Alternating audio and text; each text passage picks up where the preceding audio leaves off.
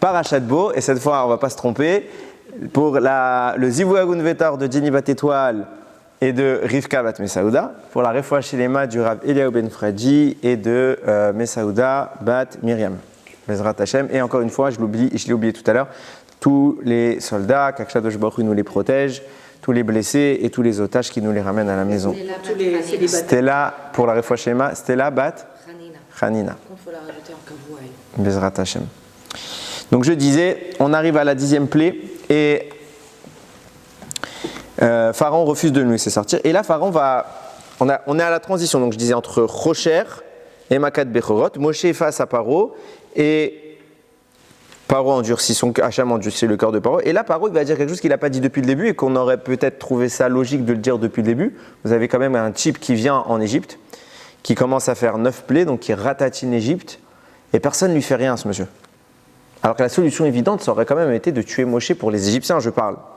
Bon, Chachamim vont dire que jusqu'à maintenant, Paro ne pouvait pas y penser, Hachem l'en a empêché. Et là, Pharaon dit Eureka, Vayomerlo Paro, l'air me'alai. Pharaon, il dit, va-t'en, pars de devant moi, Ishamer lecha, garde-toi, Al tosef riot panai ki beyom riotecha panai tamut. Ne te représente pas devant moi, parce que si tu reviens devant moi, je te tue. Mais Moshe répond, il dit, Ken Jibarta, ok, t'as bien parlé. Lo osif ot riot panecha. Je ne vais pas revenir vers toi. Et là, la paracha continue.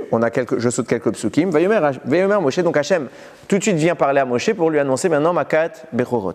Vayomer Moshe, et Moshe il répète à Pharaon qu'Hachem lui a annoncé Makat Bechorot. Il dit, Ko amar Hachem, ainsi qu'il a parlé à Hachem, Kachatzot alayla, vers, comme le milieu de la nuit, vers le milieu de la nuit, Ani yotse betor Mitzrayim. Je sortirai au milieu de l'Égypte. Umed kol bechor beret Mitzrayim, mi bechor paro ayoshev al kiso, ad bechor hashivra, asher achar arichaim, bechor bema. Et donc je tuerai tous les aînés, depuis celui de Paro, jusqu'à l'aîné des animaux. Ok, ça c'était les psukim. Maintenant ce qu'il y a d'intéressant, c'est ce que tous les commentaires notent.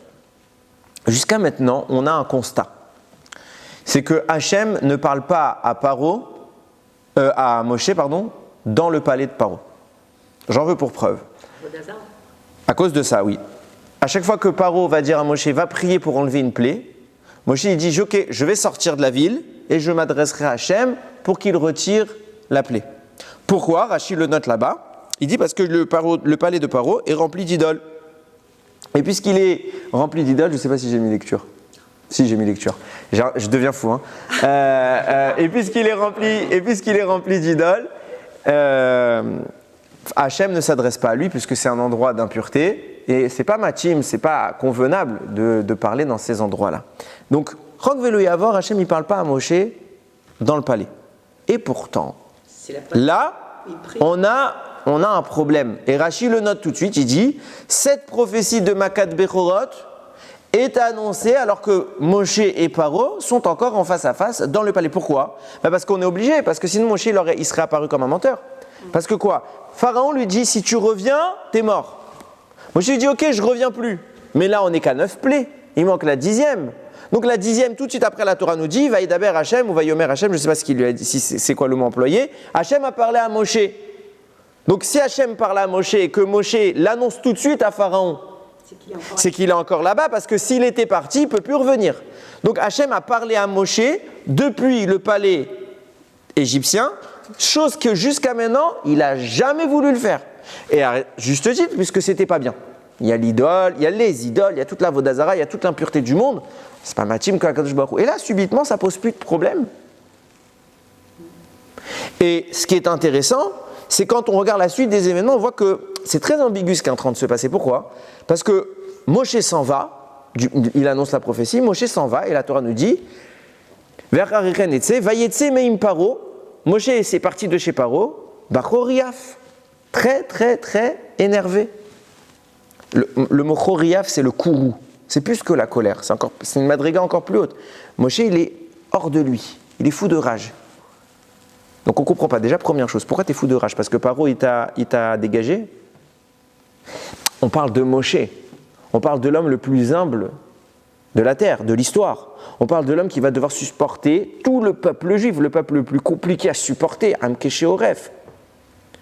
Et sous prétexte que le roi d'Égypte le met à la porte, chose qui somme toute est une logique, c'est-à-dire qu'à la place de Pharaon, on l'aurait fait depuis longtemps. Donc Moshe s'y attendait à ce qu'à un moment ou un autre, il s'énerve Pharaon et qu'il lui dit « je veux plus te voir ». C'est normal. Et là, la Torah nous dit Moshe, il est parti hors de lui. Tout ça pourquoi ? Parce que Pharaon est à dégager. Mais qu'est-ce qui se passe pour que Moshe, il perd pas le contrôle, il ne fait pas une avéra. Mais il est en colère et ce n'est pas quelque chose qui est régulièrement évoqué chez Moshe Rabbeinu. Ça, c'est le premier point. Et pourtant, on va aller à la suite, le Midrash dit exactement l'inverse. Moshe était super content. Pourquoi il était super content ? Et là, le Midrash va bien nous contextualiser qu'est-ce qui s'est passé. Moshe est face à Paro, Paro lui dit « je ne veux plus jamais te voir ». Moshe il dit « ok, je ne viens plus ».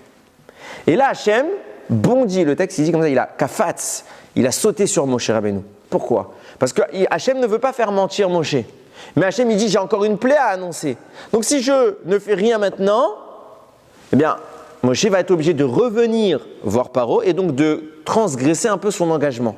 Et pour pas qu'on critique mon prophète, mon représentant d'être un menteur, je ne veux pas le faire mentir. Donc Hachem vient en Égypte, vient dans le palais, alors qu'il d'habitude il ne veut pas, et il parle à Moshe, il lui annonce la 10e plaie. Moshe la transmet, et quand il entend cette plaie, Moshe Rabbeinu est fou de joie. Et il annonce à toute l'Égypte, à Pharaon, à ses chefs des armées, à ses serviteurs, sachez que je ne reviens plus chez vous, c'est vous maintenant qui allez revenir vers moi, et vous allez vous prosterner devant moi. Et là, le Midrash dit, Moshe est sorti joyeux et grandi. Vous allez vous prosterner devant moi pour me supplier de partir. Donc on voit que Moshe, il était finalement très content. Comment la Torah nous dit, il était nerveux, énervé, il s'est emporté, alors que le Midrash, lui, il dit tout l'inverse, et il contredit la Torah, et il dit non, Moshe, il était très content. Ça n'a pas de sens. Rashi, qu'est-ce qu'il dit là ? Rashi, il dit rien. Sur la colère, il n'y a pas écrit. Enfin, du moins, je n'ai pas regardé particulièrement de propos en rapport avec ça. Ça, c'était ma deuxième question. Contradiction entre les Midrashim. Première chose, comment ça se fait qu'Hachem parle à Moshe dans un endroit qu'il se refuse d'habitude de lui parler ? Deuxième question, contradiction. Troisième question. La manière, là, c'était l'endroit où Hachem s'est adressé, le contexte. Maintenant, la prophétie elle-même. Hachem parle à Moshe, il lui dit voilà, je vais faire Makat Bechorot. Et Moshe, il transforme les paroles d'Hachem. Il ne dit pas exactement ce que Hachem lui transmet. Pourquoi ? Parce qu'on le sait. À quelle heure a eu précisément lieu Makat Bechorot ? Au milieu de la nuit. Bachatzi alayla. Moshe ne va pas dire ça. Il va dire, que je retrouve le passouk, il dit Kachatzot alayla, vers le milieu de la nuit, je sortirai en Égypte. Vers le milieu de la nuit, Rashi note, et ce n'est pas que Rashi, c'est la Gemara en réalité, vers le milieu de la nuit parce qu'en fait, il avait peur, Moshe Rabbeinu, qu'il se trompe sur l'heure. Imagine, il se trompe à 2 minutes près. Et donc, ils vont dire que la prophétie de Moshe, elle n'est pas vraie. Toi, tu as dit milieu. Eux, ils vont penser que milieu de la nuit, c'est telle heure, alors qu'en fait, ils sont en avance de 2 minutes. Donc, ils vont dire, ah, t'as vu, au milieu de la nuit, il n'y a rien eu. Ah, en effet, il y a eu la plaie. Mais pas à l'heure que toi, tu as dit. Donc, c'est la preuve que tu n'en sais rien. Je vous précise quelque chose d'alachique. Si un prophète, il vient, il nous fait une prophétie extraordinaire, que c'était imprévisible. Il nous dit, par exemple, je ne sais pas, le sable qu'il y a dans tel endroit va subitement se transformer en un lac rempli de poissons. Ok ? Et ça va se produire à midi, pile. On arrive, 11h50, tout le monde est là. 11h55, commence à avoir un peu d'humidité. 11h58, le sable se retire. Midi, c'est de l'eau, c'est un lac. Midi 3, les poissons apparaissent. Qu'est-ce qu'on fait au prophète ? On le tue. On le tue parce qu'il parle au nom de Dieu. Et si ce qu'il dit n'est pas parfaitement vrai, c'est que Dieu ne lui a pas dit. Parce que Dieu n'est pas dans le à peu près vrai. Dieu est dans le vrai. Du coup, si Dieu ne lui a pas dit et qu'il parle en son nom, c'est un prophète mensonger, passible de mort. Donc Moshe Rabbeinu, par crainte quelque part que eux se trompent, pas que lui il sait qu'Hachem il va taper à midi, à Khatsat, pardon, Khatsat là, au milieu de la nuit, mais peur que eux ils comprennent pas bien, que ça fasse un chilou Hachem et qu'on dise c'est pas Hachem, il a dit vers le milieu de la nuit, comme ça si tu as 10 minutes d'écart, dans ton calcul, on s'en moque. Ça marche pas cette explication et tous les commentaires le notent. Ils disent pourquoi ? Petit 1, parce que quand on parle de Khatsot Laïla, on ne parle pas de Khatsot Laïla qu'il y a le milieu de la nuit de l'Égypte. On parle de milieu de la nuit d'Israël. L'horaire de Chatzot Laïla par laquelle Hachem intervient, c'est Chatzot Laïla d'Israël. Donc quoi qu'il arrive, les Égyptiens ne sauront pas c'est quelle heure. On est quand même à l'époque des pyramides, on n'est pas à l'époque de la science où on peut regarder dans un calendrier quelle heure c'est Chatzot Laïla dans tous les pays. Okay, donc mais eux, ils faisaient en fonction du lever, du coucher, du soleil, ils pouvaient faire des calculs, mais locaux. Ils ne pouvaient pas expandre leur réflexion à un autre pays. Et même si ce n'est pas très loin, ce n'est pas la même heure. Donc quoi qu'il arrive, Moshe, ils ne vont pas faire le compte. D'autant que tous les commentaires rajoutent. Ils disent, mais c'est quoi cette inquiétude qu'il a, Moshe? Tu crois vraiment que le soir, où ils vont avoir leurs bébés qui vont mourir, le type, il va regarder sa montre pour dire, ah, c'était pas la bonne heure? Mais personne ne va regarder sa montre. C'est quoi tout ce rejbon que Moshe il est en train de faire pour dire, au cas où ils ne comprennent pas que c'était Chatzot ou c'était pas Chatzot. Et dernière question qui est la plus importante de toutes. Après, on passe aux réponses. C'est écrit comme ça. Vaï bachatzi alayla, quand Hachem il a frappé, et ce fut au milieu de la nuit. Va Hachem ika kol bechor beret Mitzrayim. Et Hachem a frappé tous les premiers-nés d'Égypte. Rashi note, et ce n'est pas la première fois qu'il le met, quand il y a écrit le Vav avant Hachem, V Hachem ou Va Hachem, ça veut dire Vav, ça veut dire et.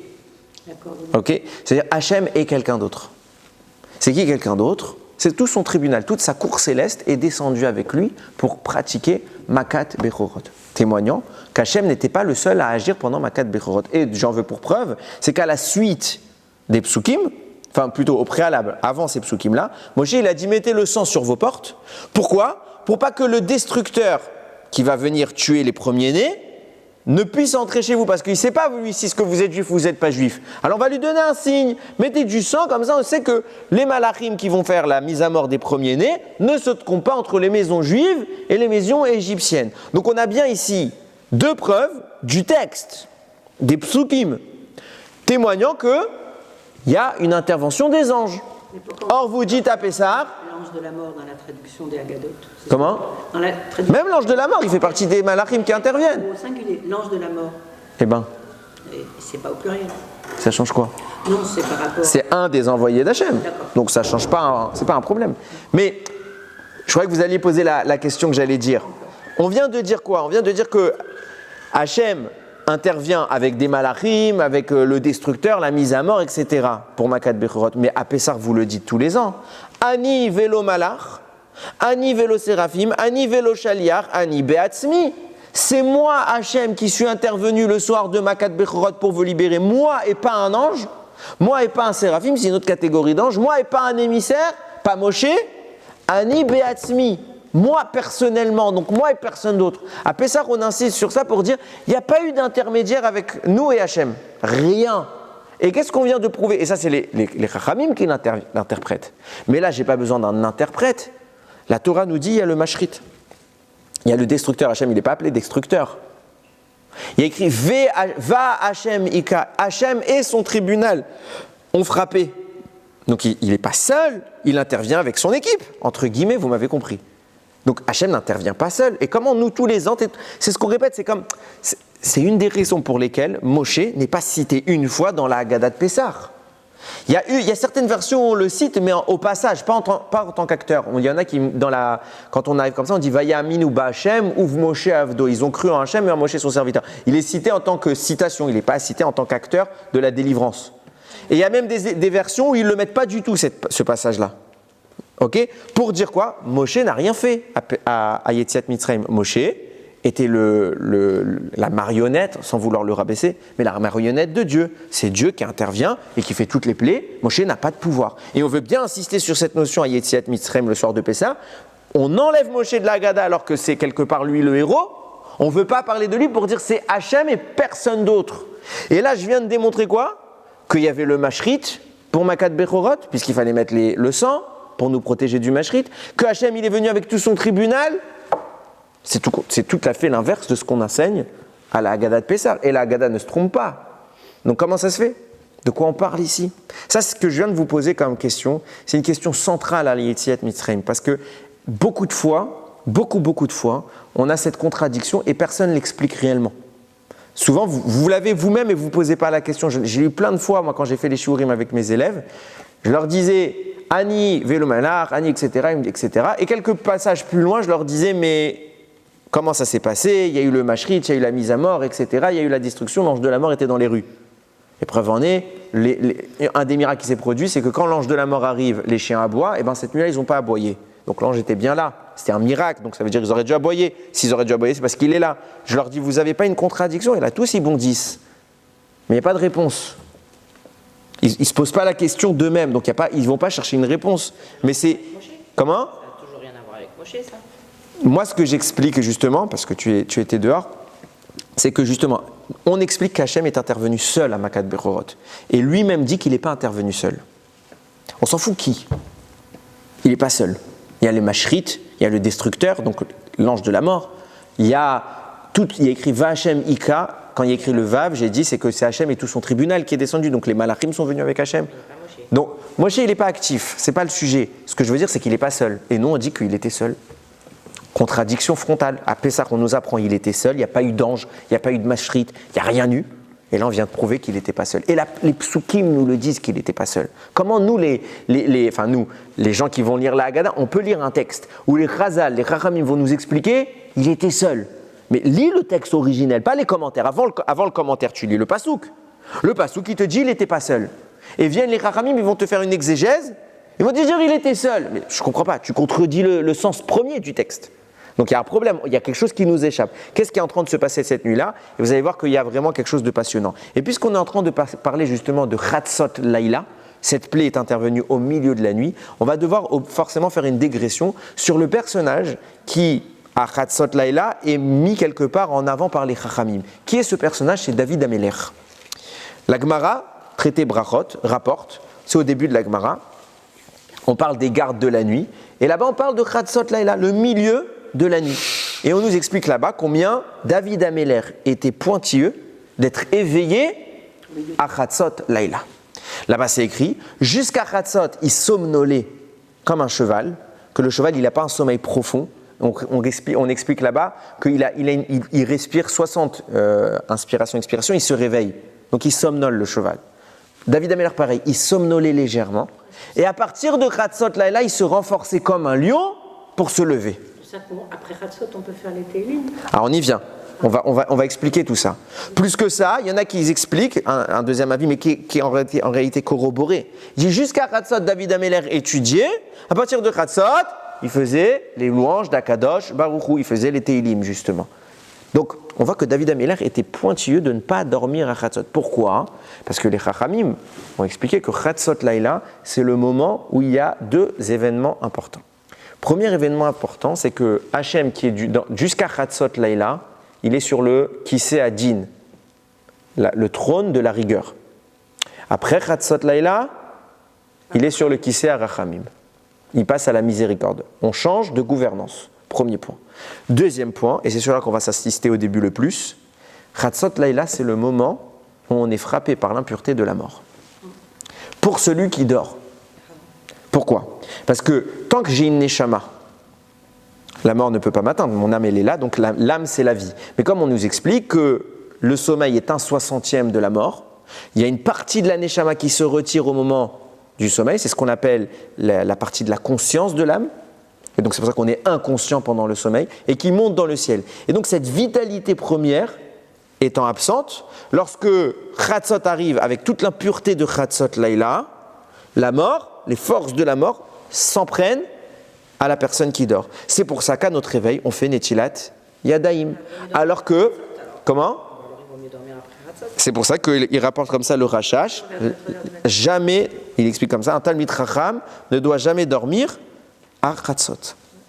À Chatzot, il faut qu'il soit réveillé. Soit il dort avant, il se réveille avant Chatzot, il est réveillé à Chatzot, ou soit il reste réveillé jusqu'à Chatzot et il dort après. Mais il ne dort pas à Chatzot, il faut qu'il soit éveillé. Alors attention, c'est pas. Et aujourd'hui, avec la génération qui est la nôtre, faible comme nous sommes, c'est pas tout le monde qui est réveillé à Chatzot. On n'est pas en train de dire que, attention, si vous ne faites pas ça. C'est pour ça qu'on a Netilat Yadayim qui est un moyen de recours pour repousser la mort. Mais on voit que David Améler, qui lui est une génération complètement différente de la nôtre, qui est dans une mesure de proximité avec Hachem outrancièrement plus grande que nous, lui, il est réveillé à Chatzot. C'est quelque chose de vital pour David Améler. Pourquoi? Parce qu'en réalité, David Améler est le personnage qui a un lien intime avec Chatzot Laïla. Et vous allez comprendre de quoi on parle.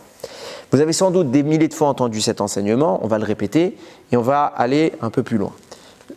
Les Chachamim rapportent que Adam Arishon, en voyant l'avenir, a vu bébé David, qu'il allait naître et qu'il allait mourir. Le jour de sa naissance, David doit mourir. David Améler va demander je suis fatigué. Adam Arishon va demander à Hachem, est-ce qu'on peut faire des matanot? Est-ce que je peux faire un cadeau? Il lui dit oui. Il dit, je lui donne 70 ans de vie. Donc Adam, devant mourir à 1000 ans, va mourir à 930 ans parce qu'il a fait cadeau à David Améler. Maintenant, c'est sympa, mais pourquoi tu fais ça à lui et pas aux autres? Il y a plein de bébés qui, malheureusement, je pense qu'il y a plein de mamans qui auraient bien voulu. Pourquoi tu n'as pas choisi mon fils, tu as choisi David Améler? Alors oui, David Améler, il a fait des grandes choses, on est tous contents d'avoir eu David Améler. Mais pourquoi David? Parce qu'il faut bien comprendre, quand je vous expliquais tout à l'heure que le sommeil est un 60e de la mort, ça veut dire que quoi? C'est-à-dire que si la mort n'existait pas dans le monde, le sommeil serait un 60e de zéro, donc ce ne serait pas du tout lié à la mort. Qu'est-ce qui a créé la nécessité de dormir tel qu'on le connaît aujourd'hui? C'est la faute d'Adam Arishon, qui lorsqu'il a impacté le monde par la mort, a créé le besoin de faire le repos, de dormir, qui va s'apparenter à la mort, à un 60e. Mais s'il n'y avait pas la mort dans le monde, alors il n'y aurait pas besoin de dormir. Ou peut-être qu'il y aurait besoin de dormir parce qu'il y a beaucoup de tikkunim qui se font dans le ciel quand on dort, mais ce ne serait pas du tout dans la même dimension qu'aujourd'hui. Ce serait un repos conscient. C'est-à-dire que notre neshama, on concevrait qu'elle monte dans le ciel, on verrait ce qui se passe. On peut imaginer plein de choses, mais en tout cas, ce ne serait pas ce qu'il y a aujourd'hui, ce ne serait rien d'impur. Adam Arishon choisit David Améler, parce qu'il a un lien avec David Améler, et on va l'expliquer tout de suite. Donc il lui offre 70 années pour que David puisse exister. Pourtant, le Zohar attribue les 70 années de David Améler à d'autres personnages, pas à Adam, aux Avot, qui chacun vont donner un peu de leur vie pour faire naître David Améler pendant 70 ans. C'est écrit que Abraham, si je ne me trompe pas, il a donné 5 ans, Yaakov a donné 28 ans, et Yosef, parce que Yitzhak, c'est une longue histoire, je n'ai pas eu le temps de la relire, mais Yitzhak ne va pas pouvoir donner, et c'est Yosef qui va donner à sa place, qui va donner 37 ans, en lieu et place de Yitzhak, pour un total de bien 70 ans. Donc on a une version dans laquelle c'est Adam qui donne, et on a une autre explication du Zohar qui nous dit non, c'est les Avot qui donnent. Alors il y a plusieurs manières de répondre, le Chida il dit quelque chose d'extraordinaire, en rapport avec ce que je viens de vous dire. Un être humain vit X années, mais l'humain vit le jour, il ne vit pas la nuit. La nuit, il dort. La nuit, c'est la mort. David Améler ne dort pas. Comment un être humain peut passer sa vie à ne pas dormir? Il lui faut une vitalité. Il lui faut une force spéciale. Nous, on n'a plus de vitalité la nuit. Ce qui explique qu'on va se ressourcer, on se met au lit, on recharge les batteries et on revient le lendemain. Notre neshama, elle monte, elle prend quelque chose qui va nous donner la vie et elle revient. David Améler est dans une dimension où on lui a donné 2 fois 70 ans. Adam lui a donné 70 ans pour la période diurne, le jour, tandis que les Avot vont venir compléter ce don pour que David Améler n'ait même plus besoin de dormir, parce que le rôle de David Améler va être de s'opposer à la nuit, et pas à la nuit dans sa globalité, mais à Chatzot Laïla. Regardez combien c'est fondé. Première chose, David ne dort pas, et donc ne goûte pas ce qu'on appelle Taram Mita, le goût de la mort. C'est pour ça qu'on dit David Melech Israël, Chai Vekayam. Il est vivant. Pourquoi il est vivant? Parce qu'il n'a jamais goûté à la mort. Nous goûtons à la mort toutes les nuits. Lui s'en est éloigné toute sa vie. Pendant 70 ans, il ne dort pas. Donc il va réussir quelque part à échapper à la mort. Et plus que ça, nous pose le Zohar une question très simple. Enfin, ce n'est pas le Zohar, tous les commentaires la posent, mais on va aborder la réponse du Zohar. La Gemara dit, seuls 3 personnages sont appelés Avot. Avraham, Yitzhak, Yaakov, personne d'autre. Pas Moshe, pas Shlomo, pas Yosef, pas Lévi, pas Issachar, pas Zebulun. Avraham, Yitzhak, Yaakov. Pourquoi? Le Zohar dit c'est simple. Parce que Avraham, Yitzhak et Yaakov vont être ceux qui vont réaliser le tikkun d'Adam Arishon, qui est le papa de toute l'humanité. Et comme ce sont 3 neshamot qui vont réparer 3 compartiments de la faute, on en a parlé plusieurs fois, que Avraham va réparer la Avodah Zara de Adam. Pourquoi il a fait Avodah Zara à Adam? Parce qu'il a écouté le serpent plutôt qu'avoir écouté Dieu. Yitzhak va réparer la mort, puisqu'Adam va faire entrer la mort dans le monde. Yitzhak va être prêt à mourir pour Dieu. Donc il va réparer la mort. Et Yaakov va réparer Gilou Yarayot, parce qu'on avait expliqué qu'à ce moment-là, Avraham s'était uni avec Rava à un moment inopportun. Et ça, ce sera le travail de Yaakov de réparer ça. Chacun va hériter d'une partie de la Neshama de Adam, et chacun va se consacrer à un tikkun. C'est pour ça qu'eux sont appelés Avot, et pas les autres. Les 12 tribus, on aurait pu aussi l'appeler des Avot. C'est le Av de tribu Yehuda, c'est Yehuda, et de Lévi, et de Issachar, et de Zevulun. Non, eux, ça s'appelle autre chose. Ça s'appelle des fils. Donc je disais, seuls 3 sont appelés des Avot. Pourtant, il y en a un qui va vouloir être appelé dans l'équipe, être lui aussi parmi les Avot. Et maintenant, c'est David. David va dire à Hachem, Ribono Shalom, pourquoi eux tu les appelles Avot et pas moi? Hachem lui dit, parce que eux je les ai testés, toi je t'ai pas testé. Il dit, alors teste-moi. David va échouer. Il ne va pas être appelé parmi les 4 Avot. Mais le seul personnage qu'on connaît de l'histoire qui a demandé à être appelé parmi les Avot, c'est David. Pourquoi David il veut être appelé parmi les Avot? Nous dit le Zohar, justement parce que David c'est la suite logique d'Avraham, Yitzhak et Yaakov. Puisque Avraham, Yitzhak et Yaakov viennent s'opposer à la faute d'Adam Arishon, donc on doit revenir au statut dans lequel la faute n'a plus d'impact dans le monde, la mort doit disparaître. Qui est le personnage qui va lutter contre la mort? David, puisqu'il ne va pas connaître le Ta'am Mita, le goût de la mort qui s'expose à Chatzot Laïla. Et d'où vient cette force? De Avraham, Yitzhak et Yaakov, qui lui ont donné un complément. C'est pas Adam qui a donné ça. Adam, il a donné le jour. C'est le Chida qui explique ça. Adam, il a donné le jour. Pourquoi il a choisi David Améler? Parce qu'il savait que David Améler avait le pouvoir de terminer la réparation. C'est son Gilgoul. Il vient pour combattre l'erreur d'Adam. Juste, je termine. Et qu'est-ce qui se passe? Pour que ce soit faisable, il faut au préalable maintenant qu'on envoie Avraham, Yitzhak et Yaakov, qui vont réparer la partie première de la faute d'Adam Arishon. Mais maintenant qu'on a mis Avraham, Yitzhak et Yaakov, il faut qu'il y ait une conclusion de cela. Il faut qu'on retourne à l'état originel. Et qui amène ce rôle sur terre? David, Améler. C'est pour ça qu'Avraham, Yitzhak et Yaakov, Yitzhak va être remplacé par Yosef, ils vont lui donner un potentiel de vie lui permettant de ne plus dormir. Il va humainement devoir se reposer quelques fractions de secondes, ce qu'on a appelé les 60 respirations. Il va dormir 60 respirations, pas plus, somnoler, pas dormir, parce que ça s'appelle pas dormir. Et il se réveille et il bondit comme un lion. Pourquoi? Pour pas que la puissance négative de la mort puisse l'impacter. Et regardez jusqu'où ça va. On est en train de dire, et là je vais un peu plus répondre à ta question, comment ça se fait que David va échouer? Tout simplement parce que ce n'était pas le Zman. C'était trop tôt. Qui va, et avant que j'aborde cette idée, il faut que j'introduise, pour que vous compreniez bien.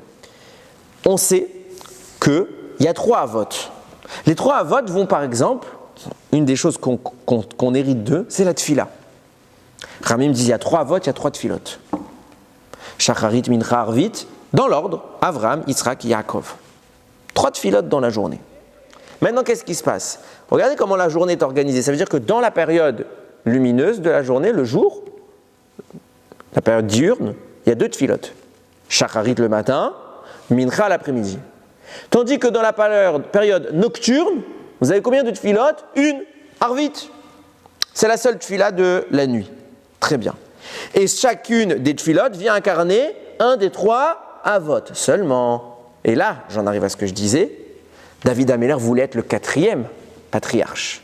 Et j'ai dit qu'il a échoué, mais s'il n'avait pas échoué, qu'est-ce qui serait devenu Mamash un 4e patriarche? Pourquoi? Parce qu'en réalité, les 4 Avot sont les 4 porteurs du trône d'Akadosh Baruch Hu, de la Merkava, et il n'y a eu que 3 porteurs. David Améler aurait dû être le 4e. Et je t'ai dit tout à l'heure en précision, David a échoué parce que ce n'était pas le Zman. Quand David viendra sous la forme de Mashiach, là il deviendra en effet le 4e porteur du trône d'Akadosh Baruch Hu. Si j'extrapole et que je dis que chaque porteur du trône met en place une tfila, là on a un problème. Parce qu'on a 3 tfilotes dans la journée. Shacharit Mincha le jour, et Arvit la nuit. Mais Arvit dure toute la nuit. J'ai pas d'horaire de fin. Mais ça, c'est a posteriori. Si vous regardez bien, la halacha, c'est rapporté, le Mishnah Berurah dit, l'idéal pour prier Arvit, c'est jusqu'à quelle heure?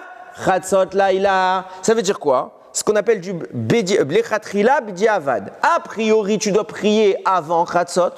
Et si tu n'as pas pu, tu n'es pas dans la situation idéale, tu peux te rattraper. C'est un plan B.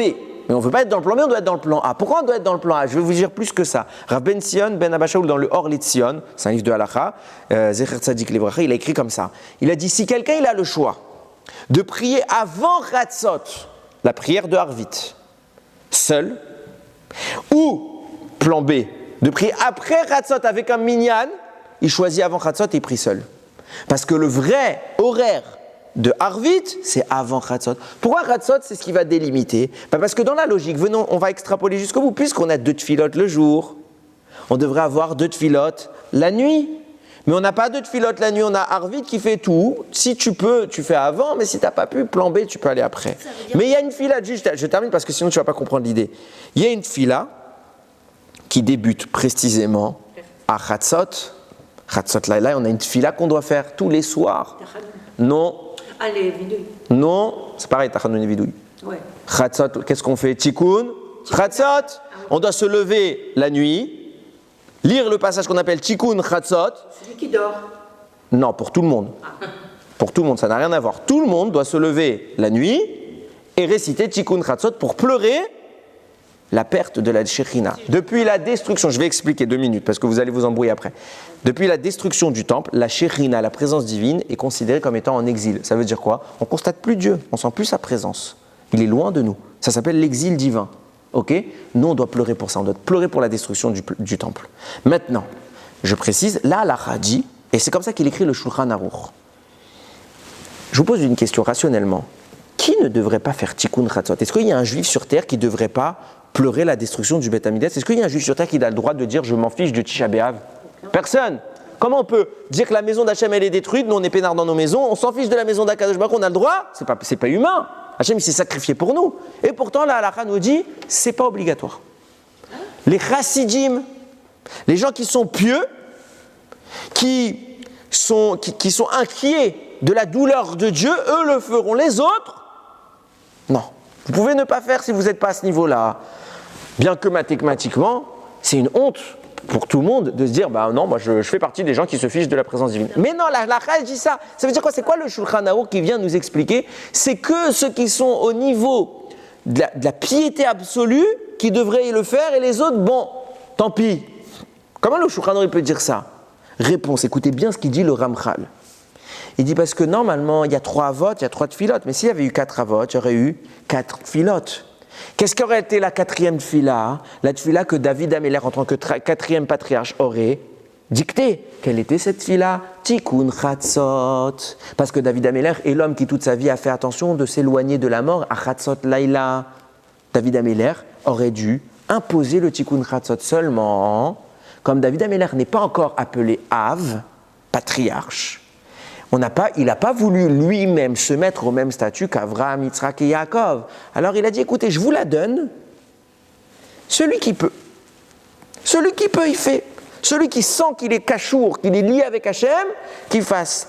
Mais c'est un niveau. Le Ramchal écrit comme ça. David Améler n'a pas voulu se mettre au même niveau que les Havot, parce qu'il n'a pas atteint ce niveau. Il aurait dû. Mais ce n'était pas le Zman, c'est quand il sera Mashiach que ça se produira. Alors en attendant, il a mis quelque chose de plus discret. Mais la tfila que David Améler nous a donnée, c'est Tikkun Chatzot. Pourquoi je vous explique tout ça? Vous allez voir. Quand on va plus loin, je vous explique depuis tout à l'heure qu'il y a la partie nocturne. La partie nocturne, c'est la partie où il y a les forces du mal. Mais, et c'est là que tu as voulu en venir, c'est que s'il n'y avait pas eu de faute, cette partie-là n'aurait pas été une partie de force du mal. Preuve en est, la Torah nous dit, le Midrash nous le rapporte, que à la base, le premier jour de l'histoire où Adam est né, c'est un vendredi. Le vendredi où Adam entre avant Shabbat, donc il a fait la faute, il n'y a pas d'obscurité, il n'y a pas la nuit. Quand est-ce que la première fois de l'histoire Adam Arishon va voir la nuit? C'est Motsa et Shabbat. Il va se trouver dans le noir, il va cogner 2 pierres, il va faire le feu. C'est pour ça que nous on fait Boré Meoré Haesh le soir de samedi soir à Motsa et Shabbat. Donc ça veut dire quoi? Ça veut dire que jusque-là, la nuit était, il y avait peut-être l'horaire de la nuit, l'horaire où c'est la lune qui règne, mais il n'y avait pas le noir. Le noir est apparu à cause de la faute. Ça veut dire que normalement on aurait dû avoir du jour, la nuit. Et c'est tellement vrai ce que je vous dis que le Gaon de Vina il vient poser une question sur le fameux passage qu'on connaît tous de Ma Nishtana Halaylaze. Il lit les mots, il dit on a un problème. Quel est le genre du mot laïla. Masculin ou féminin. Et vous allez voir que ce mot, il est très ambigu, parce que déjà, généralement, en hébreu, la règle, c'est quand ça termine par hé, c'est féminin. Ok? La preuve en est, c'est que même son pluriel, c'est lélot. Alors que yom, c'est masculin, son pluriel, c'est yamim. Très bien. Donc si on dit que laïla est féminin, on aurait dû dire manishtana alayla azot, et pas alayla azé. Zé, c'est le déterminant masculin, il n'est pas féminin. On aurait dû dire, nous on dit manishtana alayla azé. Ça veut dire on a mis laïla qui est féminin avec un déterminant qui est masculin. Pourquoi? Et vous regarderez dans tous les livres des dictionnaires, le mot laïla, il est masculin. Mais il est bizarre. Parce qu'il est masculin, il s'écrit au féminin, il se conjugue au féminin, mais il reste masculin. Et c'est pour ça qu'on dit laïla azé. Viens nous dire, écoutez bien, viens nous dire le Gaon de Vilna, en effet, il est masculin. Il aurait dû être masculin. Pourquoi? Parce que la nuit n'aurait pas dû être dans un aspect féminin, mais dans un aspect masculin. Je m'explique. Qu'est-ce que c'est dans la Torah? Et de toute façon, c'est vrai universellement. Hein? Mais je parle d'aspect féminin, je ne parle pas de la femme. Et écoute, c'est pour ça que j'introduis tout de suite, parce que je sais que le féminisme qui vous envoûte va venir me sauter dessus pour me dire de quoi il parle, ce macho. Je pensais à la lune. Alors justement, qu'est-ce qui se passe? Pourquoi on parle d'aspect masculin, d'aspect féminin? Qu'est-ce que c'est? Il faut en revenir à la notion de ce que c'est. Le masculin est ce qui émet. Le féminin est ce qui reçoit. C'est pour ça qu'en hébreu, le féminin se dit nekeva, qui vient du mot nekavim, une cavité. C'est ce que la capacité à recevoir. Et la capacité à émettre, c'est la capacité masculine. Qu'est-ce qu'on explique par là? Non. Oui, exactement. Et c'est ce qu'il est en train de dire, c'est que normalement, et Kharamim l'écrivent partout, normalement, la nuit, il y aurait dû avoir production de lumière. Et la nuit, qu'est-ce qui se passe aujourd'hui? Il n'y a pas de production de lumière. La nuit, on voit grâce à quoi? Grâce à la lune qui reçoit la lumière du soleil. Donc elle est féminine parce qu'elle est obligée de réfléchir ce qu'elle reçoit. Mais elle ne peut pas produire elle-même la lumière du soleil. C'est pour ça que la nuit aurait dû être masculine, parce que s'il n'y avait pas eu la faute d'Adam Arishon, la nuit aurait été quelque chose de lumineux, qui produit d'elle-même, et c'est ce qui se passera à la fin des temps. La Torah nous dit que la lune produira de la lumière comme le soleil, sans le réfléchir. De même que le soleil est producteur de lumière, de même la lune deviendra productrice de lumière. En ce sens-là, elle redeviendra masculine, pas au sens de garçon et fille, ok, pas les couettes et les cheveux courts, aucun rapport. Vu qu'il y a eu les fautes et qu'on n'a pas réussi à faire briller cette lumière, alors elle est en position de réception, donc elle est féminine. Mais qu'est-ce qu'on dit? Manishtana, alayla, azé. Ça veut dire qu'on dit quoi? On l'écrit au féminin, mais au fond, elle est masculine. Preuve en est, vous regarderez dans n'importe quel dico, c'est écrit genre masculin. Pour ça, on dit alayla, azé. Pourquoi on l'appelle Laïla? Alors, on ne dit pas Leil, la nuit, comme ça écrit dans plusieurs endroits. Leil Shimurim, par exemple, c'est écrit la nuit de protection, il n'y a pas écrit Laïla. Pourquoi on l'a gardé son côté féminin? Pour te dire, la nuit de Pessah, il s'est passé quelque chose d'extraordinaire. La nuit, il faisait jour. La lumière d'Akadosh Baruch Hu s'est manifestée la nuit de Pessah à une dimension telle que, momentanément dans l'histoire, l'aspect féminin de la nuit a disparu, elle est redevenue masculine. Manishtana alayla azé, au masculin. Et c'est tellement vrai qu'il y a deux détails que vous noterez à Pessah, le soir de la nuit de Pessah. C'est que première chose, qu'est-ce qu'on dit à nos enfants? Nous dit le Rachaim, la Torah demande que vous racontiez à vos enfants, Veigata levinecha bayom hahu. Tu raconteras à ton fils en ce jour-là. Donc quand est-ce qu'on doit raconter, d'après ce pasouk, à notre enfant la sortie d'Égypte? Le jour, pas la nuit. Quand est-ce que vous racontez la sortie d'Égypte à Pessah? La nuit. Pourquoi? Viens nous dire le Rachaim, parce que ce soir-là, la nuit était jour. Et donc, bayom azé, ce jour-là, en journée. J'ai deuxième preuve. C'est le seul soir de toute l'année où il est autorisé de réciter le Hallel. C'est quand? Pessah. Rachamim te dit, ça sort de réciter le Hallel la nuit. Et nous, on le fait entier avec bracha. Comment ça se fait? Viens nous dire le Sfat Emet, parce que le soir de Pessah, la nuit, c'était le jour. Quand il y aura Mashiach, il y a plus. Mais bien sûr, quand il y aura Mashiach, il va y avoir quelque chose qui va changer. Et c'est ce que je t'explique. c'est ce que j'explique. À la fin des temps, la lune devient productrice de lumière. C'est un pasouk que je te dise pas de bêtises, dans Yeshayahu. Yeshayahu, il annonce prophétiquement, il dit à la fin des temps, la lune se met à produire la lumière comme le soleil. Ça veut dire qu'on est en train d'exprimer quoi? La capacité dans la nuit d'exprimer le jour. La capacité d'exprimer quoi? C'est Amen.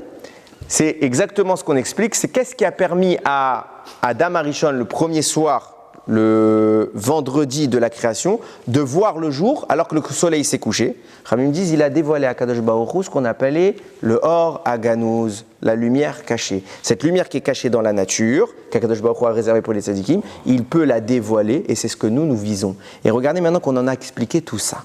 On va commencer à pouvoir revenir à notre paracha, à savoir, avant David Améler, notre paracha, j'ai dit. Oui.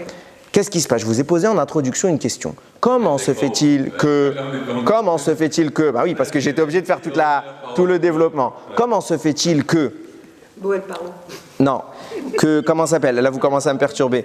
Le Maor Vachemash, il dit comme ça. Il dit, comment ça se fait que Moshe Rabbeinu, il a dit Kachatzot alayla, vers le milieu de la nuit. Il n'a pas dit au milieu de la nuit. On a dit, ils ont peur. Il avait peur que les Égyptiens ne fassent pas le bon calcul. On avait expliqué que ce n'était pas un vrai argument. Pourquoi? Parce que quoi qu'il arrive, Chatzot, on le calcule en Israël. Le Chatzot en question. Du coup, les Égyptiens, ils n'auraient jamais eu la bonne heure. Donc il n'y avait pas débat. Et de toute façon, ils n'étaient pas une minute près. Leurs enfants, ils étaient en train de mourir. De quoi tu me parles? 23h50. Qu'est-ce qui se passe? Écoutez bien. Il explique comme ça le Maor Vachemash. Il dit en réalité que Moshe Rabbeinu, il a fait une annonce que les Égyptiens ont eu du mal à croire. À savoir, je vous l'ai expliqué tout à l'heure, à Chatzot Laïla, il y a transition entre le din, la rigueur, et la rachmanout, la miséricorde. Vient Moshe dit, ça, vous êtes capable de le percevoir. Vous n'êtes pas obligé de... Les Égyptiens, les sorciers égyptiens, n'avaient pas besoin de regarder leur montre pour savoir quand est-ce qu'on était à Chatzot Laïla. Pourquoi? Parce qu'une fois qu'on est à Chatzot Laïla en Eretz Israël, Hachem passe dans la version miséricorde. Et ça, ils le savent, parce que la rigueur, c'est leur moment à eux. Donc tant qu'ils savent, ils sont en domination, ils le savent. Dès qu'ils n'ont plus la domination, ils le sentent. Donc en fait, à ce moment-là, ils sentent le Chatzot Laïla. Et Moshe Rabbeinu vient leur dire, sachez que ce soir, à Chatzot Laïla, il ne se passe rien. Il n'y a pas de changement de trône. Toute la nuit sera sous la même ligne conductrice, qui dépendra de chacun d'entre nous. Pour les Bnei Israël, toute la nuit, ce sera Rachamim. Il n'y aura que de la miséricorde. Il n'y aura pas un mort. Même celui qui devait mourir ce soir-là, Hachem ne le tue pas. Pour vous les Égyptiens, ce sera toute la nuit din, et toute la nuit vous allez subir une sentence. Ce qui veut dire que vous n'allez pas sentir le moment de Chatzot Laïla. C'est pour ça que Moshe Rabbeinu leur a dit vers Chatzot, parce qu'ils ne sauront pas quand est-ce que c'est Chatzot. D'habitude ils savent. En fonction des restes d'Israël, ils arrivent à sentir le changement du din vers la Rachmanout. Là vous n'allez pas le sentir, parce qu'il y aura toute la nuit Rachmanout et toute la nuit din. Pour les Juifs, toute la nuit, la miséricorde, et pour les Égyptiens, toute la nuit, la rigueur. Et vous verrez aucune différence. C'est pour ça que Moshe leur a dit vers le milieu de la nuit et pas au milieu de la nuit, parce qu'ils ne sauront pas. Ils vont se dire, non, ce n'est pas le moment. Moshe leur annonce à l'avance. Il ne leur a pas dit. Ce n'était pas un problème de calcul. Moshe dit, vous n'allez pas le savoir que c'est le milieu de la nuit, donc je vous le dis. Ce sera vers. Pourquoi vers? Parce qu'il n'y aura pas de différence entre avant et après. Ce sera la même chose. Je vais vous faire. Hachem va sortir en Égypte et détruire les Égyptiens toute la nuit. Enfin, à Chatzot, mais la rigueur va s'installer toute la nuit, tandis que la miséricorde va s'installer toute la nuit pour les Bnei Israël. Il va y avoir, en une nuit, 2 anagotes, 2 lignes de conduite qui vont se chevaucher. À tel point que regardez jusqu'où ça arrive. Vient nous dire le Kliyakar. Et là, j'en viens à ma question de tout à l'heure. Je vous ai dit, comment se fait-il que jusqu'à maintenant, toutes nos dieux, on nous a expliqué à Pessar, à Nivelo Malar, à Nivelo Shaliar, etc. Moi, personnellement, Hachem, je suis venu, enfin je me pointe du doigt, mais c'est pas moi. Hachem dit que lui-même est personnellement venu nous libérer, sans l'entremise d'un intermédiaire, sans l'entremise d'un ange, d'un émissaire, rien, lui personnellement. Or qu'on vient de montrer qu'il y a le destructeur qui était là, on a vu qu'il y avait le tribunal céleste qui est descendu avec Akadosh Baruch Hu. Comment ça se fait? Vient nous dire le Kliyakar, regardez le texte, comment il écrit, il dit Hachem, Ani Yotze Betor Mitzraïm. Je sors au milieu de l'Égypte. Il n'y a pas écrit Betor Eretz Mitzraïm, au milieu de la terre d'Égypte. Et alors, pourquoi c'est pas écrit Eretz Mitzraïm? À chaque fois, Hachem qui veut parler de la terre, il dit Eretz. Des fois, il dit que Mitzraïm, et des fois, il dit Eretz Mitzraïm. Pourquoi une fois l'un, une fois l'autre? Ramim vont nous dire, quand il y a écrit que Mitzraïm, c'est souvent une allusion à l'ange de l'Égypte. Et qu'est-ce qu'Akadosh Baruch Hu dit? Il dit, je vais sortir contre l'ange de l'Égypte. Parce que toujours, lorsqu'Akadosh Baruch Hu vient punir une nation au préalable, il punit l'ange représentant la nation. Et ça ne pouvait pas être les destructeurs, ça ne pouvait pas être les anges qui vont s'en prendre à un ange. Le seul qui outrepasse la mesure des malachim, c'est qui? C'est Akadosh Baruch Hu. Il a dit, Ani be'atzmi, moi personnellement, je vais m'occuper de l'ange de l'Égypte. Mais Baaretz, la mort des premiers-nés, laisse-la au mashrit, laisse-la au malachim. Mais tout cela, tout ce qu'ils vont pouvoir faire les mashritim, ne sera faisable que parce que moi, au préalable, j'ai détruit l'ange de l'Égypte. Seulement, les Chachamim vont avoir un problème avec cette explication du Kli Yakar, parce qu'elle n'est pas complète. Pourquoi? Dans les psukim qu'on a cités, il y avait écrit quoi? Et c'est le Baal HaTurim qui le note. Il y a écrit Umet kol bechor beret Mitzrayim, chaque aîné d'Égypte mourra, mi bechor paro yoshev al kiso, depuis l'aîné égyptien de Paro qui est assis sur son trône, ad bechor ashifra asher achar rechaim, au premier-né de la servante qui est après les meules, qui s'occupe des meules, et vechol bechor behema, ainsi que tous les aînés animaux. Il y a écrit 4 fois le mot bechor dans le texte. Le Baal HaTurim dit pourquoi 4 fois? Pour t'apprendre 4 types de premiers-nés qui sont morts le soir de Makat Bechorot. Premier-né issu du père, ça veut dire que le papa c'était son premier fils mais pas la mère. Deuxième cas, premier-né issu de la mère, ça veut dire que c'était le premier enfant de la maman mais pas du papa. Chachamim nous dit qu'il y avait une troisième catégorie de personnes qui étaient mortes, c'est qui? Toutes les personnes dans lesquelles il n'y avait pas de premier-né, les familles dans lesquelles il n'y avait pas de premier-né. Par exemple, un couple qui vient de se marier. Le garçon, c'est le deuxième de sa famille et la fille, c'est la troisième de sa famille. Il n'y a aucun premier-né. Okay, donc ils sont un jeune couple. Qui meurt? Le plus vieux des deux.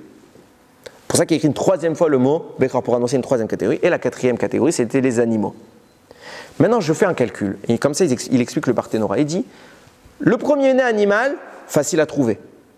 Okay, on voit le premier que l'animal, il a accouché. Le plus vieux d'une famille, facile à trouver. Il meurt. Le premier-né d'une maman, tout le monde peut savoir c'est qui. C'est quelque chose de objectivement constatable. Premier-né d'un papa, c'est impossible à savoir. Pourquoi? Parce que rien ne te dit que c'est le premier enfant qu'il est. Même peut-être que lui, il ne sait pas qu'il a déjà eu un enfant. Il n'a aucun moyen de le savoir, et encore moins à l'époque. Aucun être humain ne peut voir une personne et dire lui c'est sûr c'est le premier-né de son père. On peut dire c'est sûr c'est le premier-né de sa mère, on le sait. On peut dire pour un animal, on peut dire c'est le plus vieux de la famille. Ça tout le monde peut le constater, les anges comme les hommes. Mais ce qui est le premier-né du père, aucun être ne peut savoir parce que le seul qui gère cela c'est Akadosh Baruch Hu, c'est pas quelque chose de constatable. C'est pour ça que nous disent Chachamim, il va y avoir 2 interventions. Pour les 3 catégories qui sont objectivement visible, c'est les mashritim qui vont s'en occuper. Les anges, les destructeurs, ça ils les envoient. Pourquoi? Parce qu'ils peuvent le faire. Mais le premier-né du papa, ils ne pouvaient pas le savoir, les anges. C'est pour ça qu'Akadosh Baruch Hu, personnellement, va descendre pour tuer cette 4e catégorie de premier-né. Rami vous rajoutez une 2e catégorie que les anges ne pouvaient pas atteindre. Lesquels? Les Égyptiens qui étaient premiers-nés et qui se sont réfugiés chez les Juifs. Qu'est-ce qui se passe sur les portes des Juifs? On a mis quoi? On a mis le signe. Les anges ne peuvent pas rentrer. Le seul qui peut rentrer, c'est qui? C'est Akadosh Baruch Hu. C'est pour ça qu'Akadosh Baruch Hu va s'occuper personnellement de tous ceux qui étaient cachés dans nos maisons. Et vous allez apprendre une halakha, que vous connaissez déjà, mais vous allez comprendre une halakha. Chez qui on fait Pidyon Aben? Le premier-né du papa ou le premier-né de la maman? La halakha, c'est Kol, Peter, Rechem. Le premier-né de la maman, pas du papa. Papa, on s'en fiche. Si maman, c'est son premier-né, on fait rachat du premier-né. Sinon, non. Pourquoi de la maman et pas du papa? Viens nous expliquer Chachamim. C'est très simple. Parce que qui a réalisé la mise à mort des premiers-nés du papa? C'est Dieu. Ce qui veut dire que les premiers-nés du papa juif, est-ce qu'ils étaient en danger? Pas du tout. Parce que Dieu ne peut pas se tromper. Il sait très bien qu'il doit distinguer entre les juifs. Il veut distinguer entre les juifs et les non-juifs. Par contre, le destructeur, lui, ne sait pas distinguer entre les juifs et les non-juifs. Donc, lui va s'en prendre au premier de la maman, celui qui peut distinguer. Et Hachem dit, si vous sortez ce soir-là, l'ange, il peut aussi vous tuer. Pourquoi il peut vous tuer? Parce que si tu es premier-né de la maman, il va te tuer. Qu'est-ce qu'il dit à Kadosh Baruch Hu? Vous restez à la maison et je vous protège du mashrit qui ne rentre pas. Parce que lui, il peut se tromper. Sur quoi il peut se tromper? Sur le premier-né qui doit tuer, le premier-né des mamans. Mais le premier-né des papas, c'est Hachem qui s'occupait de lui. Donc il n'y a pas eu besoin de protéger le premier-né des papas. Le seul qu'Akadosh Baruch Hu a eu besoin de protéger, c'était qui? Le premier-né des mamans. C'est pour ça qu'il a dit, les premiers-nés qui naîtront maintenant du côté de la mère, pas du côté du père. Vous êtes à moi, parce que vous aurez dû tous mourir le soir de Makat Bechorot. Qui vous a sauvé? Moi, donc vous me devez la vie. Donc vous devez faire Pidyon Aben, du côté de la mère et pas du père. Jusqu'au bout, je termine juste cette idée parce qu'après, on va vraiment s'envoyer. Vraiment, regarde ta question et je termine avec ça. Parce que c'est là qu'on en arrive à la conclusion qui est compliquée. Viens nous expliquer le Rav Dessler sur cette base. Il se passe quoi? Quand on regarde la scène, on voit que c'est chevauché cette nuit-là. La conduite dans laquelle Dieu s'exprime, il a tué les premiers-nés dans le ciel, sur terre, ce qui était inaccessible. Et parallèlement à ça, on explique bien que tout ça, ce sera toute la nuit la miséricorde pour les Juifs. Et en opposé à cela, toute la nuit la rigueur pour les Égyptiens qui s'occupent de ça, les Mashritim. Donc le même événement se fait avec un parallèle, et j'ai envie de dire avec une symétrie. D'un côté la lumière, de l'autre côté l'obscurité, le bien, le mal. Nous dit le Rav Dessler, il s'agit ici de qualifier les deux manières d'appréhender Dieu. Il y a la manière des gens les plus bas et la manière des gens les plus hauts. La manière des gens les plus bas, c'est quoi? C'est de dire il y a la nature. Et Dieu gère la nature. C'est lui le chef de la nature. Il l'orchestre, il la contrôle, il la maîtrise. Il l'a créée, donc il en fait ce qu'il veut. Première manière. Ça, c'est une manière qui n'est pas la plus proche du divin. La manière la plus proche du divin, c'est de dire Dieu se cache dans la nature. Ce n'est pas qu'il contrôle la nature. Ce n'est pas qu'il maîtrise la nature. C'est que la nature et Dieu, c'est la même chose. Sauf que nous, on ne le voit pas. Dieu, en réalité, il est là. Ça, il y a Dieu, là, il y a Dieu, là, il y a Dieu, il y a Dieu. Il n'y a pas un endroit où il n'y a pas Dieu. Il n'existe pas une autre chose que Dieu dans l'univers. La plus haute perception du divin, c'est de voir Dieu même dans le matériel. Pas de dire c'est Dieu qui a fait bouger la terre pour que ça se produise de telle et telle manière. Non, c'est Dieu lui-même, tout ça. Dieu se manifeste de façon cachée. Et c'est exactement ce qui va se passer en Égypte. D'un côté, on va voir les Égyptiens qui vont voir le Mashrit, vont voir le destructeur. Et les Israël vont voir quoi? La conduite de Dieu dans tout cela. Dieu se manifeste toute la nuit sous forme de miséricorde. Parce que toute la nuit pour les Bnei Israël, c'était le or, c'était la lumière. C'est tellement vrai que le Targum Onkelos, il dit, quand Hachem il dit Ve'avarti be'eretz Mitzrayim, je suis passé dans la terre d'Égypte, il dit Idgalé, il s'est dévoilé. Les Bnei Israël sont subitement arrivés à un niveau où toute compartimentation de l'univers s'appelait Hachem. Ils constataient le divin à chaque détail de la création. Et ils voyaient même dans le Mashrit, même dans la rigueur, même dans ce que nous on croit que c'est le mal, c'est l'obscurité, ils arrivaient à percevoir la lumière d'Akadosh Baruch Hu. C'est pour ça qu'ils étaient dans le jour, en pleine nuit. Ce qui nous permet maintenant d'intégralement comprendre le problème de Moshe Rabbeinu, qui était ma première question d'introduction, que c'était le sujet du Shiur, à savoir, comment se fait-il que Moshe Rabbeinu, il est en Égypte, il est chez Paro et Hachem lui parle, alors que jusqu'alors on a expliqué que jamais Hachem ne s'adresse à Moshe en présence d'idoles. Et ça c'est la raison pour laquelle Moshe Rabbeinu s'énerve. Parce que qu'est-ce qu'il lui dit Paro? Il lui dit « Va-t'en d'ici, tu reviens plus ». Et Moshe un peu peut-être hâtivement va dire « Ok, je reviendrai plus ». Ah, tu reviens plus? Mais tu n'as annoncé que 9 plaies. Il faut annoncer la 10e. Mais Hachem, il ne veut pas que Moshe soit un menteur. Donc qu'est-ce qu'il fait Hachem? Il vient malgré tout dans un endroit où il ne veut pas venir. Et s'explique pourquoi Moshe Rabbeinu est énervé. Il dit à cause de moi, parce que j'ai parlé trop vite. J'ai parlé trop vite. Hachem a été obligé de venir dans un makom avodah zara, dans un endroit d'idolâtrie. Donc Moshe Rabbeinu il est énervé. Pas parce que Paro il le met à la porte, il se fiche de Paro. Il se dit Ribono shel olam, je t'ai forcé à faire ce que tu voulais pas faire. Quelle honte. Et tout de suite après on nous dit quoi? Mais non, Moshe il n'était pas énervé. La Torah nous dit il est énervé. Et le Midrash nous dit il était super content. Comment ça t'es super content? Ça veut dire que tu as appris quelque chose qui t'a fait passer de la colère à la joie. Tu croyais que c'était mauvais et au final tu as appris quelque chose entre temps. Il y a forcément un changement pour que tu passes du rire aux larmes ou plutôt de larmes au rire. Il y a eu forcément quelque chose.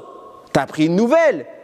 C'est quoi la nouvelle? Viens Hachem. Regardez le passage quand Moshe dit il est énervé. Tout de suite après Hachem il lui dit Vayomer Hachem el Moshe. Hachem il dit à Moshe Lo ishma lechem Paro. Paro ne vous écoute pas. Les man revot mofetai beretz Mitzrayim afin que je multiplie mes prodiges en terre d'Égypte. Pourquoi Paro il te fait tout ça? C'est moi qui veux. Je veux que ça se passe comme ça. Je veux multiplier mes signes. Quoi, tu as fait 9? Alors c'est lequel que tu veux faire apparaître maintenant? Le 10e. Comment tu vas le faire apparaître? Qu'est-ce que j'explique depuis tout à l'heure? La 10e plaie est le moment où les Bnei Israël sont parvenus à voir le jour dans la nuit, à voir Dieu qui sort de sa cachette pour se manifester. Donc ça veut dire que le mal n'est plus en mesure de brider l'expression du divin. Qu'est-ce qui se passe? Pourquoi Hachem ne veut pas parler à Moshe Rabbeinu quand il est face à Paro? Parce qu'il y a toutes les forces du mal. Hachem il peut parler où il veut, il n'y a aucun problème. Le problème c'est pas Hachem, c'est Moshe.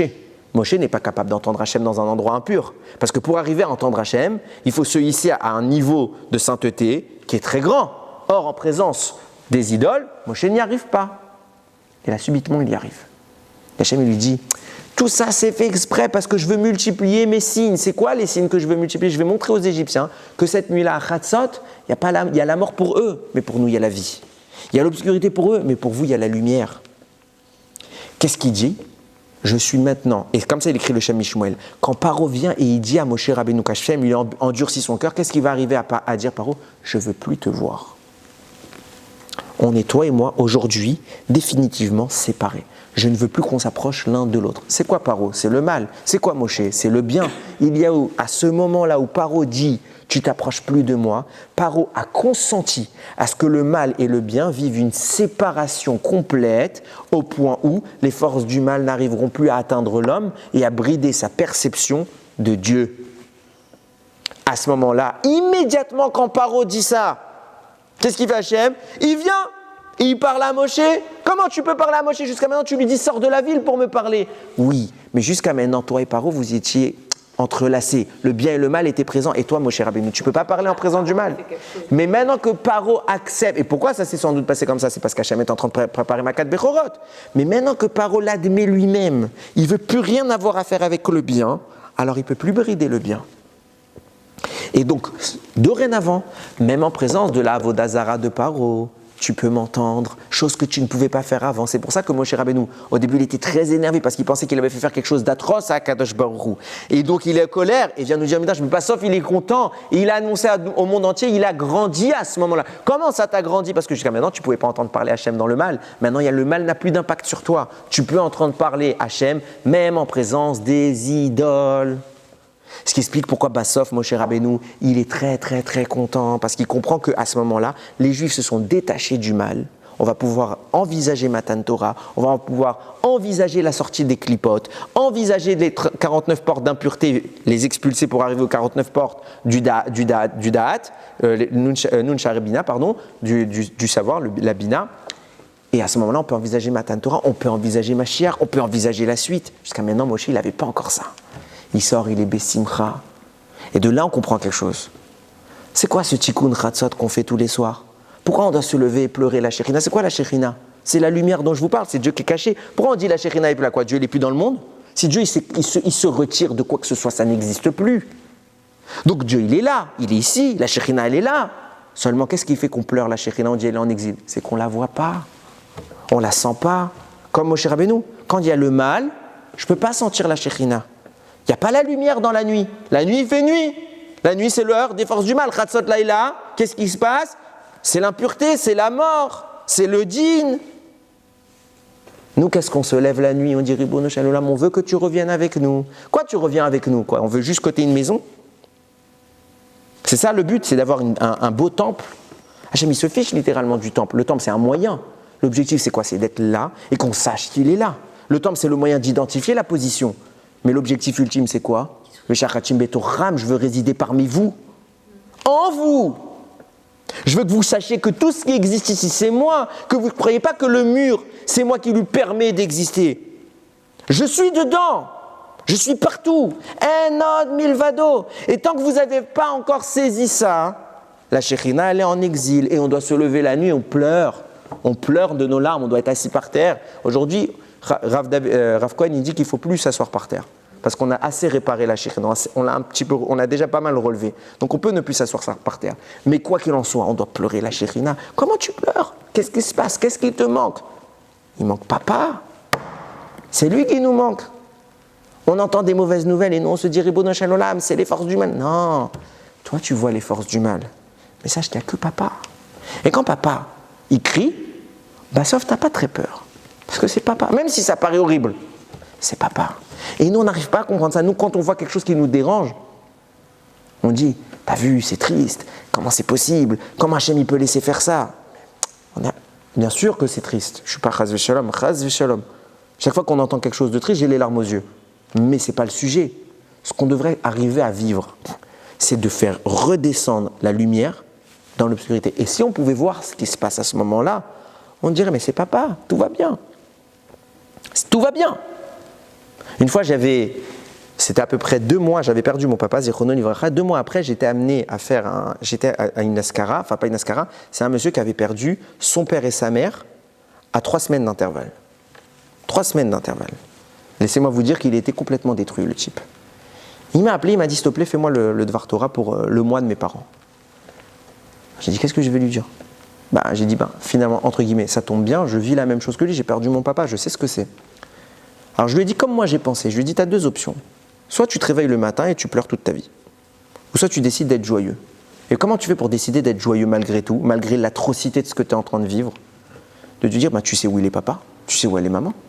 Ils sont où? Ils sont avec Hachem. Donc si tu trouves Hachem, tu trouves ton père et ta mère. Et si tu sais que quand Chas V'Shalom, quelqu'un s'en va, il est avec Hachem, mais que toi tu arrives à percevoir Hachem partout, donc tu perçois qu'ils sont là. La question c'est, est-ce qu'on est capable de percevoir la Shekhinah? Est-ce qu'on est capable de percevoir la Shekhinah? Je lui ai dit comme ça, trouve Hachem, tu trouveras tes parents. Et la douleur, tout de suite elle va s'enlever. Oublie Hachem de l'histoire, alors tu vois qu'un mort. Et oui, tu vas perdre le sourire. Pourquoi on n'a pas le sourire? Parce qu'il n'y a pas Hachem. Pourquoi on n'a pas roi? Toute notre vie, elle est encadrée par la destruction du temple. Le jour le plus heureux d'une vie, c'est le mariage, enfin entre guillemets. Ok? Il y a encore plein de jours heureux. Et c'est pas bien de dire que le mariage, c'est le jour le plus heureux. Tu sais pourquoi? Parce que ça veut dire qu'après tous les jours que tu vas vivre avec ta femme, ils seront moins heureux que celui-là. Chas v'shalom. C'est le début des jours heureux. Maintenant, qu'est-ce que ça veut dire? Qu'est-ce que le jour de ton mariage tu fais? Tu prends un verre, tu le casses. Tu dis, Imesh Kacher Yerushalayim. Tu achètes une belle maison, tu es content, tu as payé tes 2 bras pour la maison. Ça y est, tu as envie d'épater toute la galerie. À l'entrée de ta maison, tu laisses un carré, on voit le béton. Imesh Kacher Yerushalayim. Imesh Kacher Yerushalayim. Tout ça pourquoi? Toute ta vie, tu te lèves le soir, à part Shabbat, Yom Tov, tu te lèves la nuit. Hein? C'est un sacrifice, pas le béton. Quoi, sacrifice? Ah non, c'est en souvenir Yerushalayim. On ne peut pas avoir une joie complète. Donc on doit avoir le mur d'entrée visible. Il faut qu'il n'y ait pas de peinture, on voit les briques. À nous, c'est sans du korban. Hein? Non, c'est pas nous, c'est la halakha ce que je te dis, il n'y a pas de nous. C'est peut-être qu'il y a un minag qui s'ajoute à ça, mais en attendant, à l'entrée de ta maison, tu rentres, c'est une halakha aujourd'hui. Tu ouvres ta porte, il faut que tu vois dans ta maison, quand tu es propriétaire, il faut que tu vois un carré dans lequel il y a le mur, il n'est pas décoré, il est moche, il est sale. Parce que ta joie n'est pas complète. De même qu'à ton mariage, la joie n'est pas complète. De même que ta maison n'est pas complète. Tous les soirs de ta vie, tu pleures. Pas tous les soirs, il y a Yom Tov, il y a Shabbat qui sont tranquilles. Mais le soir, tu te lèves et tu dis à Kadosh Baruch Hu, reviens, on en a marre de pas te voir. C'est quoi, on en a marre? Il est là, Hachem. On veut te voir. On en a marre de la nuit. Au féminin, on veut la nuit au masculin. On veut que tu termines cette chose qu'on a parlé depuis tout à l'heure, à savoir qu'en Égypte, tu t'es manifesté. Et ce travail que David Améler, dont je parle depuis tout à l'heure, a été l'initiateur Chatzot Laïla, c'est ce que va terminer Mashiach. C'est qui Mashiach? C'est le descendant de David qui va venir dans ce Mashiach. Et Mashiach arrive, et la lumière de Pessar, de la Yetziat, c'est ce qu'on nous explique. De même qu'on est sorti d'Égypte, on sortira à la fin des temps. La lumière qui s'est manifestée le soir de la Yetziat Mitzrayim, elle va venir définitivement cette fois se manifester. Pourquoi? Parce que la Shekhinah se manifeste à nouveau. Yiratson, qu'on ait la chance de voir ça de nos yeux. Et entre-temps, avant d'arriver à ça, on la cherche. Parce que tout celui qui cherche Dieu trouve Dieu. C'est possible que même si Mashiach n'est pas encore arrivé, et même si Chas V'Shalom, j'y crois pas une seconde à ce que je vais dire, on ne le voit pas nous, mais nos enfants, ok? C'est possible de vivre dans cette lumière. J'y crois pas une seconde. Moi non plus, j'y crois pas une seconde qu'on puisse pas voir Mashiach. On va voir Mashiach. C'est sûr qu'on va voir Mashiach. On est Ma'aminim, Tzipita la Yeshua. Mais Yiratson que nous, quoi qu'il en soit, jusqu'à ce qu'il arrive, on est le kohar de voir Akadosh Baruch Hu partout. Et que quand on pleure sa Shekhinah, on demande je veux te voir. Et à chaque fois qu'on va pleurer un peu sa Shekhinah le soir, il va nous autoriser de la voir un peu plus. Baruch Adonai Leolam. Amen ve Amen.